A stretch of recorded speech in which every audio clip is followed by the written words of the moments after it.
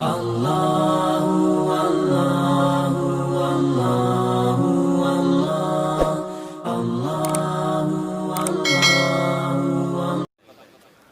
नबी सल्लल्लाहु अलैहि वसल्लम के पास एक सहाबी आए भीख मांगने के लिए। सही हदीस है। लोगों को वो हदीसें तो याद होती हैं जिसमें सदक़े की तरगीब है, वो भी हदीसें याद रखनी चाहिए। सदका करना चाहिए, स्टाइल ये होना चाहिए, अंदाज ये होना चाहिए जो मैं आपको बता रहा हूँ। सहाबी आए, अंसारी सहाबी, अर्ज़ किया या रसूल अल्लाह, घर में क्या है? फाक़े, कुछ भी नहीं है खाने में। वो वाकई बेचारे मुस्तहिक थे, उन्हें तो नबी वैसे ही दे देते ना, वो झूठ थोड़ी बोल रहे थे नबी की खिदमत में आके। कुछ भी नहीं है घर में। आपने फरमाया कुछ तो होगा, सब सहाबा बैठे हुए हैं, कुछ तो होगा। फरमाया सिर्फ एक प्याला है।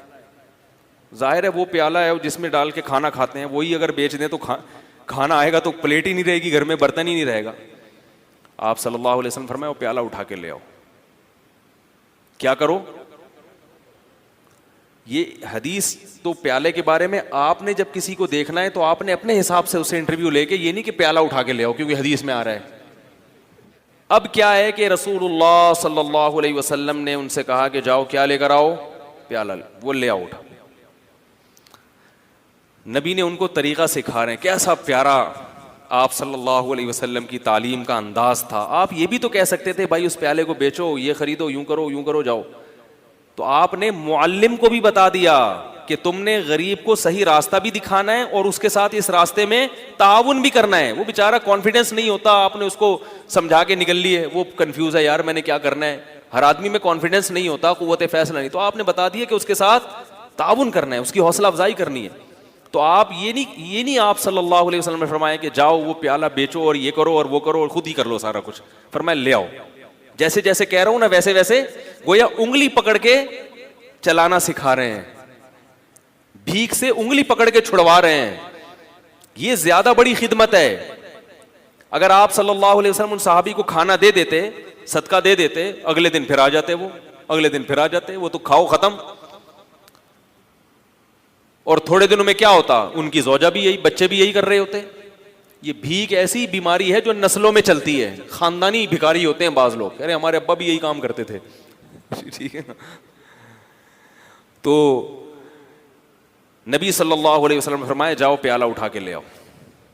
वो साहबी परेशान है, क्या होगा भाई? ठीक है, नबी ने कहा है ले आए। आप सल्लल्लाहु अलैहि वसल्लम ने फरमाया इसे कौन खरीदेगा? हर चीज़ का कोई ना कोई तलबगार होता है। एक सहाबी ने फरमाया 1 दिरहम में ये मुझे दे दें। आपने फरमाया इससे ज़्यादा में कौन खरीदेगा? भाई अब बिजनेस का तो उसूल है ना, सरमाया चाहिए तो जितना ज्यादा सरमाया ले सकते हो।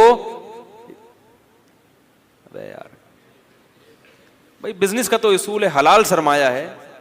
तभी ये याद रखो इस्लाम ने किसी चीज की कीमत मुतय्यन नहीं की है। नबी ने फरमाया दाउन नास, लोगों को अपने हाल पे छोड़ दो, कीमतें मुतय्यन मत करो। इन्नल्लाह हुवल मुसअ्इर, अल्लाह चीजों की कीमतें खुद मुतय्यन करता है। जिस चीज की कीमत अल्लाह ने बढ़ानी होती है मार्केट से शार्ट कर देगा उसको, जिस चीज की कीमत अल्लाह ने घटानी होती है मार्केट में अल्लाह उसको वाफर मिकदार में फेंक देते हैं। इसलिए असल उसूल यही है कि किसी चीज की कीमत मुतय्यन नहीं है। आप जो अपनी चीज धोखा ना हो उसमें, जिस कीमत पे चाहे बेचें। लोग कहते हैं वो तो फिर इतनी कीमत चीज महंगी हो जाएगी, भाई वो आपसे ना खरीदे, वो साथ वाले से खरीद ले। क्या ख्याल है? तो वो तो खुद ब खुद, हाँ गड़बड़ जब होगी जब ताजिर मिलके आपस में ईका कर लेते हैं, मुआहदा कर लेते हैं कि इससे कम पे नहीं बेचना, ये नाजायज है। इसी वजह से फिर हुकूमत को इन्वॉल्व होना पड़ता है, चीजों की कीमतें मुतय्यन करती है। तो आप सल्लल्लाहु अलैहि वसल्लम ने फरमाया कौन खरीदेगा? एक साहबी ने कहा 1 दिरहम में। आपने फरमाया कि इससे ज्यादा में कौन खरीदेगा? एक साहबी ने कहा मैं 2 में खरीदूंगा। उससे ज्यादा बोली लग नहीं रही थी। तो आप सल्लल्लाहु अलैहि वसल्लम ने फरमाया इससे ज्यादा में कौन खरीदेगा? सहाबी ने क्या कहा? मैं 2 दिरहम में। 2 दिरहम में खरीदा। 2 दिरहम आप सल्लल्लाहु अलैहि वसल्लम ने उन सहाबी को दिए। फरमाए 1 दिरहम से कुल्हाड़ी लेकर आओ और 1 से अपने और अपने बच्चों के लिए खाना लेकर आओ, गुजारा चलाओ फिलहाल, क्योंकि अब भूख का भी तो कोई इलाज करना है ना। तो वो गए, 1 दिरहम से क्या खरीदा? गुजारे लायक। ये नहीं कि पिज़्ज़ा लेके जा रहे हैं, आज ये भी होता है।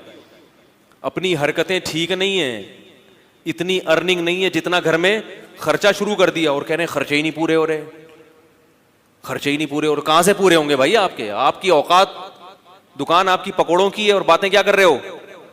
करोड़ों की बातें कर रहे हो। तो अपनी औकात देखकर अपने पांव फैलाओ ना। वो जो भी बेचारों को मिला होगा जौ की रोटी, भाई फिलहाल बेगम हज्जे हालात भी हो जाएंगे, अभी क्या करो, सब्र करो।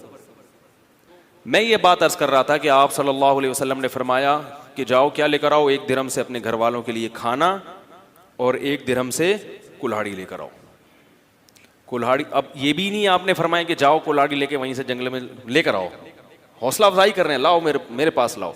वो लेकर आए, आप सल्लल्लाहु अलैहि वसल्लम ने उसमें दस्ते मुबारक को अपने हाथ से डाला उसमें, और वो कुल्हाड़ी उन सहाबी के हवाले की। फरमाया जाओ लकड़ियां, जंगल से लकड़ियां काटो और इनको बेचो।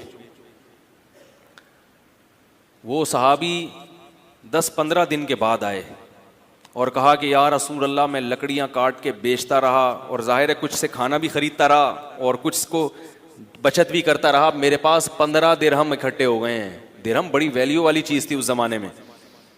एक बर्तन 2 दिरहम का फरोख्त हुआ तो 15 दिरहम से 15 दिनों में वो कितने बर्तन खरीद सकते थे?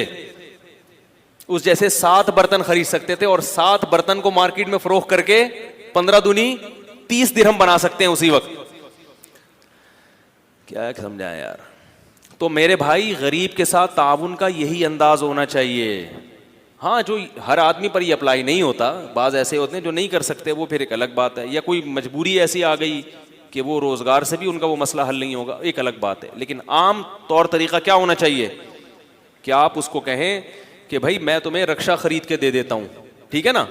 रक्षे के पैसे अगर आपके पास नहीं है तो आप उसे कहें मैं किस्तों पे तुम्हें खरीद के दे देता हूँ, हर महीने सदक़े की रकम निकालता हूँ, तो मैं रक्षा उठा लो मार्केट से और रक्षा लेकर चलते हुए बाजार में नजर आओ, उससे कमाओ, अपना प्रॉफिट निकालो और रक्षे की किस्त मुझे दे दो, ताकि मैं वो किस्त वक्त पे जमा करा दूं। जो कैश अमाउंट चाहिए वो मैं तुम्हें दे रहा हूं, वो तुम्हारे पास नहीं है। तो हाथ पांव हिलवाएं गरीबों के। मेरी अपनी आदत क्या है कि मैं कभी भी कोशिश करता हूं किसी भीख मांगने वाले को नहीं दूं, इल्ला ये कि जब 100% इत्मीनान हो जाए कि वाकई ये मुस्तहिक है और कुछ कर नहीं सकता, वो एक अलग बात। मैं जब मेरे पास भी लोग कुछ सदक़े वगैरह के पैसे भेजते हैं, कुछ मैं अपनी तरफ से भी सदका करता हूं, तो मैं किसी मजदूर को तलाश करता हूं, क्योंकि ये पता है कि ये बेचारा अगर मालदार होता तो इतनी टफ मजदूरी, बोलो भाई, ना कर रहा हो। ये मालदार नहीं है तो ये मजदूरी कर रहा है। नंबर 2, ये आदमी लालची नहीं है। लालची होता तो मेहनत गड़ा थोड़ी खोद रहा होता, वो रक्षा थोड़ी चला रहा होता। तो ऐसे आदमी को बगैर मांगे दे दो, और सरसरी गौर करो कि ज़कात का मुस्तहिक है या नहीं। अगर लग रहा है तो ज़कात भी दे सकते हैं उसको, नहीं तो सदका तो बहरहाल, सदक़े में तो ये कोई कानून नहीं है, सदका तो मालदार को भी दिया जा सकता है, तो गरीब को क्यों नहीं दिया जा सकता? वो तो और ज्यादा सवाब है उसमें। और बाज दफा अगर मेरे पास कोई बड़ा अमाउंट हो तो फिर मैं क्या करता हूं, मैं किसी गरीब से ये पूछता हूं, जो इंटरव्यू लेता हूं ना, कि भाई आप ये क्यों कर रहे हो, ये क्या है। वो उसको नहीं पता होता ये मौलवी साहब मुझे चंदा देंगे। अगर पहले पता चल जाए ना तो फिर छोड़ू होते हैं। फिर आजकल ये गरीब क्या होते हैं, लंबी लंबी छोड़ना शुरू कर देते हैं, कह रहे मुझे 2-3 करोड़ रुपए मिल जाए ना फिर ऐसी बातें शुरू करते हैं। उनको नहीं पता हो वैसे ही है, हेलो हाय और भाई तबीयत सेट अंडी वालान खा टोल मोल। अगर पठान है तो थोड़ा सा पश्तो मश्तो मारी, पंजाबी है तो थोड़ा सा उसमें और भाई पाण की हाल है तो ठीक ठाक हो, इस तरह की थोड़ी सी गल्ला शल्ला करके तो थोड़ा सा उसको मानूस किया। उसके बाद उससे रिपोर्ट तलब की, और भाई क्या कर रहे हो, घर भर कैसा चल रहा है। तो जो इज्जतदार आदमी होता है वो पहली दफ़ा में तो यही कहेगा अल्हम्दुलिल्लाह, अल्लाह का दिया बहुत कुछ है। अब ये नहीं कि हम भाग गए, इसका मतलब है बंदा सफ़ेद पोश है, अल्लाह का शुक्र अदा कर रहे हैं। तो भाई अल्लाह का दिया माशाल्लाह बहुत कुछ है। बच्चे कितने आपके? जी 2-3 दर्जन बच्चे हैं माशाल्लाह। एक मिसाल दे रहा हूँ, वैसे होते नहीं किसी के। और कौन है घर में? यार वैसे ही पूछ रहा हूँ यार, तनख्वाह कितनी है? कहना अल्हम्दुलिल्लाह ये दिहाड़ी हो जाती है। तो इस दिहाड़ी में गुजारा हो जाता है? हाँ भाई हो जाता है। इसका मतलब है कि गुजारा नहीं होता, क्योंकि इस दिहाड़ी में असबाब की दुनिया में इतने बच्चों के साथ गुजारा नहीं होगा। तो भाई उसको लिफाफा चुपके से पकड़ाओ और पतली गली से निकल लो। और इससे ज़्यादा अच्छा काम क्या है? बाज़ दफ़ा ये भी मेरी कोशिश होती है, कभी इसमें कामयाब होता हूँ कभी नहीं भी होता, और कभी ये कोशिश नहीं भी करता, टाइम ही नहीं होता। लेकिन मैं इसलिए आपको बता रहा हूँ कि भाई ये काम करेंगे तो इंशाअल्लाह इंसानियत की खिदमत होगी, अपनी कौम की खिदमत होगी, और अपाहज ना बनाए लोगों को। फिर मैं उससे कहता हूं कि यार ये आप इससे आसान काम क्यों नहीं कर लेते? या कोई वाकई बेरोजगार है, वो भी ऐसा भी हुआ है, भिखारी आया हट्टा कट्टा, मैंने कहा आप कुछ करते क्यों नहीं? कह रहे हैं यार आजकल रोजगार नहीं मिल रहा, मैं क्या करूं? मैंने कहा ठीक है आ जाओ, हमारी मस्जिद में काम हो रहा था, मैंने कहा यार ये सारा काम यहाँ निपटा दो, ये कर लो, ये गड्ढा आप खोद दो, आप मुझसे 100 रुपये मांग रहे हो, मैं आपको 2000 रुपये दे दूंगा एक दिन के, या 3000 रुपये दे दूंगा एक दिन की दिहाड़ी। अब फौरन पतली गली से निकल लिया। भाई जब आप हट्टे कट्टे हो, आपकी बॉडी से लग रहा है कि आप कुदाल किसी के सर पे भी मार सकते हो, इतनी ताकत है, भाई क्या करना है? अपाहज आदमी अल्लाह